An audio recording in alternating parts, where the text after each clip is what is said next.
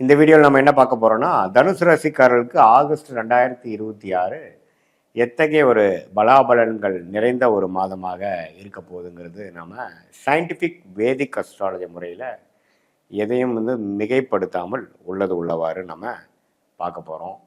இப்போ பார்த்தீங்கன்னா தனுசு ராசிக்கு 2026 எப்படி வருது, அதாவது ஆகஸ்ட் மாதம் எப்படி வருதுன்னு பார்க்கும் பொழுது, இப்போது ராசி அதிபதியே பார்த்தீங்கன்னா 8ஆம் இடத்துல இருக்கிறார், சனி 4ஆம் இடத்துல இருக்கிறார், அதே மாதிரி ராகு 3ஆம் இடத்திலும் கேது 9ஆம் இடத்திலும் இருக்கிறார். ஸோ நம்ம சயின்டிஃபிக்காக துல்லியமாக பரிகாரம் மூடநம்பிக்கைக்குள்ளெல்லாம் போகாமல் கரெக்டாக பார்க்கும் பொழுது எப்படி தெரியுதுன்னா, உங்களுடைய அந்த முக்கியமான ஒரு கிரகம் செவ்வாய் பார்த்தீங்கன்னா 7ஆம் இடத்துல ராஜயோக அதிபதி லக்னத்தையே பார்க்குறார், அதாவது ராசியவே பார்க்குறார். அதே சமயம் புதன் சூரியன் குரு 8ல் மறைஞ்சிருக்காங்க. ஸோ 8ல் புதனும் மறைஞ்சிட்டார், சூரியனும் மறைஞ்சிட்டார், குரு மறைஞ்சிட்டார்னா ஒரு மாதிரியான ஒரு அன்ஏர்ன் இன்கம், திடீர்னு நமக்கு ஒரு ஜாக்பாட் கிடைக்கிறது, நமக்கு வர வேண்டிய பணம் வருவது, போட்ட இன்வெஸ்ட்மெண்ட்டில் ரிட்டர்ன்ஸ் வர்றது, அது மாதிரி சில சாதகமான விஷயங்கள் கொடுக்கக்கூடிய அமைப்புகள் இருக்குது. ஏன்னா குரு 8ல், சூரியன் 8ல், புதன் 8ல் அப்படிங்கிறப்போ 7, 9ங்கிற பாக்கிய ஸ்தானாதிபதியும் கேந்திர ஸ்தானாதிபதியும் சேர்வதே ஒரு பாக்கியம், ஒரு யோகம். அவர் குருவோட சேரும் பொழுது இன்னுமே நல்ல ஒரு பலனை கிடைக்கும். ஸோ அதனால் இதோ வெளிநாடு சம்மந்தப்பட்ட விஷயங்கள், ஷேர் மார்க்கெட், அன்எர்ன் இன்கம், இது மாதிரி நீங்கள் போட்ட இன்வெஸ்ட்மெண்ட்டு, ஒரு மனைவி மூலமாக, கணவர் மூலமாக, உயில் மூலமாக, அது மாதிரி இனாமா நம்ம போய் வேலை உத்தியோகம் தொழிலில் சம்பாதிக்காமல் ஏதோ ஒரு இன்வெஸ்ட்மெண்ட் ரிலேட்டடான சில விஷயங்கள்லாம் நீங்கள் காத்திருந்தீங்க, வர வேண்டிய பணம் இருந்ததுன்னா கண்டிப்பாக பாசிட்டிவான ஒரு ரிசல்ட் இருக்குதுன்னு தெரிஞ்சுக்கணும். அதே சமயத்தில் ராஜயோகாதிபதி செவ்வாய் 7ஆம் இடத்துலேருந்து ராசியை பார்க்கறனால அந்த 7ஆம் இடங்கிற மனைவி ஸ்தானம், கணவர் ஸ்தானம், நண்பர்கள் ஸ்தானம், பங்குதார ஸ்தானத்தில் கொஞ்சம் கேர்ஃபுல்லாக இருக்கணும். நம்ம வீண் விவாதம் அதெல்லாம் பண்ணோம்னா கொஞ்சம் கருத்து வேறுபாடுகள், பிரச்சனைகள்லாம் வரக்கூடிய அமைப்புகள் இருக்குது. கொஞ்சம் பொறுமையாக போய்க்கக்கூடிய அமைப்புகள் ரொம்ப நல்லது. அதே சமயத்தில் சுக்கிரன் 10ஆம் இடத்துல இருக்கும்பொழுது வேலை தொழில் விஷயத்துக்கு நல்லது. ஆனால் சனி செவ்வாய் இருக்கிறனால கண்டிப்பாக தொழிலில் சில பிரச்சனைகள் வரக்கூடிய அமைப்புகள் வரலாம். ஏன்னா சுக்கிரனே தனுசு ராசிக்கு ஒரு சுமாரான கிரகம். அவர் செவ்வாய் சனி பார்வை பெற்று 10ல் வரும்பொழுது அந்த 6ஆம் வீட்டு அந்த வேலை, 8ஆம் வீட்டு வேலையை உங்களுக்கு 10ஆம் இடங்கிற தொழில் ஸ்தானத்தில் வரக்கூடிய அமைப்புகள் இருக்குது. அதனால் தொழில் விஷயங்கள் கொஞ்சம் கேர்ஃபுல்லாக இருங்க.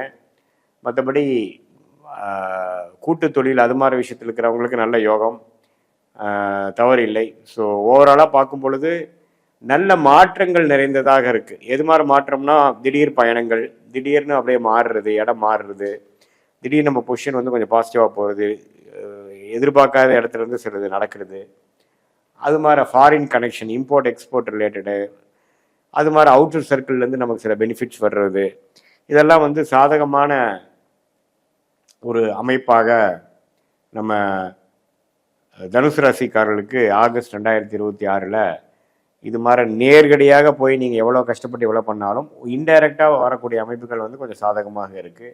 தொழில் அமைப்பில் கொஞ்சம் கேர்ஃபுல்லாக இருக்குங்க. ஹெல்த் ரொம்ப கேர்ஃபுல்லாக இருங்க. ஏன்னா 6ஆம் வீட்டு அதிபதியே சனி செவ்வாய் பாதிப்பில் இருக்கிறனால உடல் உபாதைகளுக்கு கொஞ்சம் கேர்ஃபுல்லாக ட்ரீட்மெண்ட் எடுங்க. அது அப்புறம் பார்த்துக்கலாம். அப்படி பண்ணாமல் கொஞ்சம் இறங்கணும், பார்த்தோமா பண்ணோமா அப்படிங்கிற மாதிரி கொஞ்சம் சுறுசுறுப்பாக,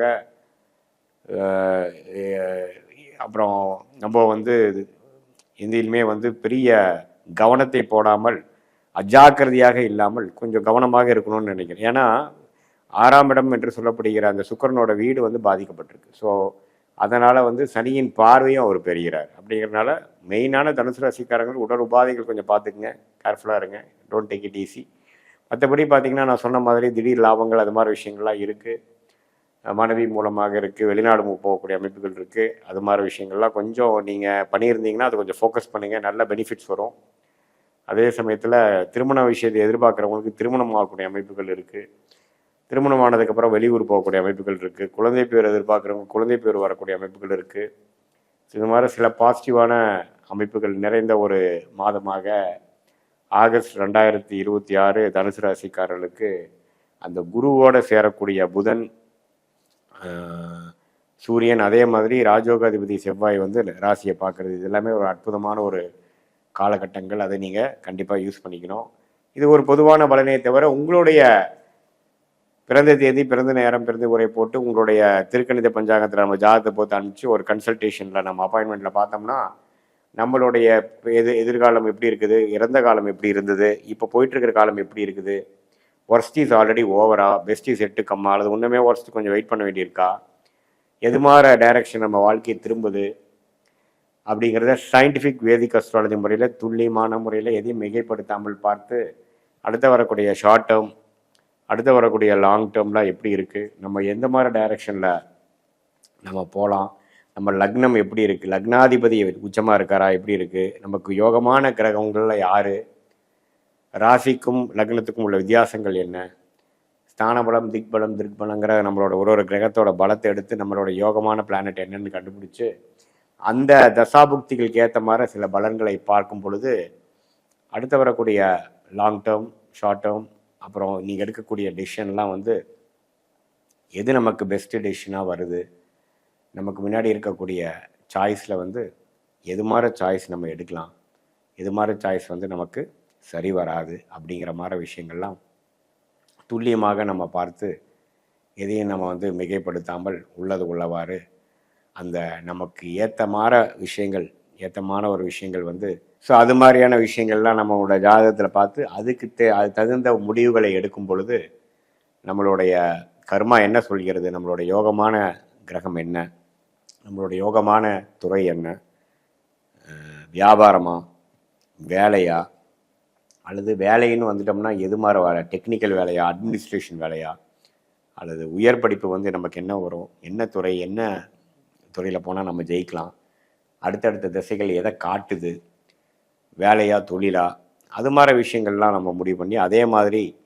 கல்யாணங்கள் எப்போ நடக்க போகுது, நமக்கு எத்தகைய ஒரு கல்யாணம் நடக்க போகுது, நமக்கு லேட்டாக ஏர்லியாக எது மாதிரி வரன்னு நம்ம பார்க்கலாம், குழந்தை பேர் எப்படி இருக்குது, நம்மளுடைய அடுத்த வரக்கூடிய வம்சாவளிகள் எப்படி நம்ம பண்ண போகிறோம், பிளான் பண்ண போகிறோம், எப்போ நம்ம ரிட்டையர் ஆக போகிறோம், எப்போ நமக்கு கடன் அடைய போகுது, எப்போ நம்ம வம்பு வழக்கு பிரச்சனையிலேருந்து வர போகிறோம், எப்போ நம்ம செட்டில் ஆக போகிறோம், எப்போ நம்ம வெளிநாட்டில் இருந்தோம்னா வெளிநாட்டிலேருந்து எப்போ நம்ம உள்நாட்டுக்கு வர போகிறோம், அது மாதிரி அமைப்புகள் இருக்கா, அல்லது வெளிநாட்டிலே நம்ம வாழ போகிறோமா, எது மாதிரி ஒரு அமைப்பு நம்ம ஜாதகத்தில் இருக்குது அப்படிங்கிறதெல்லாம் சயின்டிஃபிக் வேதிக் அஸ்ட்ராலஜி முறையில் எந்த விதத்தையும் மிகைப்படுத்தாமல் உள்ளது உள்ளவாறு நம்ம பார்க்கும் பொழுது கண்டிப்பாக வந்து அடுத்து வரக்கூடிய காலகட்டங்கள் அதுக்கு தகுந்த மாதிரி ஒரு முடிவுகளை எடுத்து அதுக்கு தகுந்த மாதிரி வாழ்க்கை சம்பவங்களை நீங்களே அமைச்சிக்கலாம். அதாவது எது மாதிரி விஷயங்கள் எப்போ நடக்குங்கிறது தெரிஞ்சால் அதுக்கு தகுந்த மாதிரி நீங்கள் டைம்லைன்ஸுக்காக வெயிட் பண்ணுறது. சில நேரத்தில் பார்த்திங்கன்னா எவ்வளோ தூரம் நம்ம முயற்சி பண்ணாலும் ஒன்றும் நடக்காது சரியாக. சில நேரத்தில் நம்ம எதிரே பார்க்க மாட்டோம், அது டக்குன்னு நடந்துடும். ஸோ அது மாதிரி இந்த காலகட்டங்களை பொறுத்து தான் நம்மளோட மனித வாழ்க்கையே நடந்து கொண்டு இருக்கிறனால அந்த காலகட்டங்களை ஓரளவுக்கு நம்ம தெரிந்து கொண்டேனால் தேவையற்ற மாதிரி ஒரு ஃப்ரஸ்ட்ரேட் ஆகிறது, நம்ம டென்ஷன் ஆகிறது, ஸ்ட்ரெஸ் ஆகிறது, அது மாதிரி விஷயங்களை நாம் தவிர்த்து சயின்டிஃபிக் வேதிக் அஸ்ட்ராலஜி மூலமாக நல்ல ஒரு கிளாரிட்டி பெற்று வாழ்க்கையில் முன்னேற முடியும் என்று சொல்ல விரும்புகிறேன். மீண்டும் மற்றொரு காலையில் சந்திப்போம். நன்றி.